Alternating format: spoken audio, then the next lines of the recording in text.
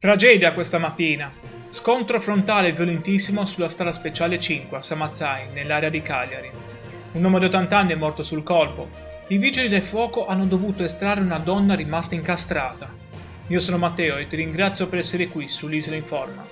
Se vuoi restare aggiornato sulle notizie di cronaca dalla Sardegna, come questa tragedia sulla strada speciale 5, iscriviti al canale e lascia un like per supportare il mio lavoro di informazione. Lo scontro tra due auto è avvenuto intorno alle 7 del mattino sulla strada provinciale 5. La vittima è un anziano di circa 80 anni, conducente di uno dei veicoli. Nell'altra auto viaggiavano una donna e il suo figlio 17enne. La madre era rimasta intrappolata tra le lamiere. I vigili del fuoco sono intervenuti per liberare la donna e hanno messo in sicurezza la strada, che è rimasta chiusa per ore. Il 118 ha trasportato madre e figlio all'ospedale Bruzzo di Cagliari per accertamenti. Fortunatamente le loro condizioni non sono gravi. Ma che ha invaso la carreggiata causando questo scontro frontale mortale?